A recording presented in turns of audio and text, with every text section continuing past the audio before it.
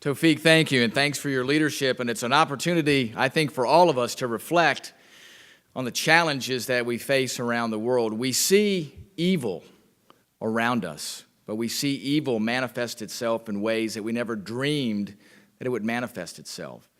And it's our obligation not only to draw attention to this, attention is important, but making sure we turn those words into action.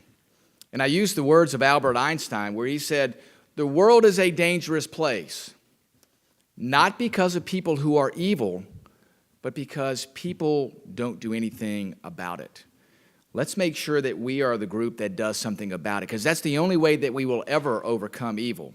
And it is there in scores in the Middle East, as we see what's happening there with the genocide that Christians face in that area of the world. And whether it's Armenians, Assyrians, Yazidis, wherever it may be, we see it. And it is wretched. It is brutal. It is against everything that each and every one of us believe in. And we have to make sure that we stand up against that evil, because if not, if good doesn't stand up against evil, then evil wins. And that is not an outcome that any of us should stand by and even believe that that could occur. So I appreciate what each and every one of you are doing, not just to draw attention, but to make sure that as we leave here, that we do things about it, to make sure Congress continues the action. It's great that we put out the resolution condemning the genocide there that ISIS or Daesh is perpetrating against all kinds of Christians in that region. But we have to do more. Congress not only has to take those words of conflict, but we have to make sure we pursue the effort to defeat and destroy ISIS, that root of evil there in the Middle East. Because if we don't, we know what happens. We know where things go from there. And folks, we are a long ways away from being successful there. But being successful is more than just having the kinetic conflict, going in with the bullets and bombs.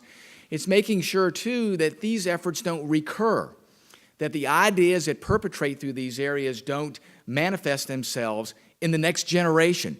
That has to be part of this, because we only will be partially successful if we just destroy today those folks that are perpetrating the evil in that region. We have to make sure that we change the hearts and the minds of those that are there today to say that it is wrong to perpetrate this evil, that it is not in any way, shape, or form what anybody that believes in humanity is standing for. Again, all of us must stand against evil and make sure that our actions manifest themselves in not just the short term, but in the long term. So I appreciate what each and every one of you are doing. Congress has to do more on our actions, and there are more efforts in the offing to make sure that not only do we take the necessary actions from a military standpoint to defeat ISIS, but what are we doing, too, to make sure that this doesn't continue in that region in generations to come. Thank you for what you're doing to draw attention to this.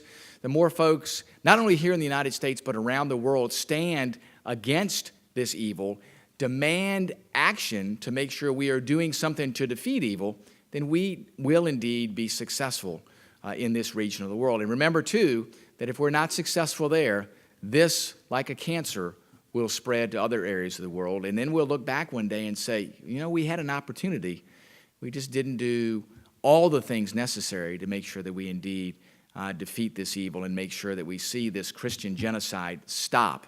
And that we can point to this time and say, you know, it's because people who are good stood up against evil. Folks, thanks again.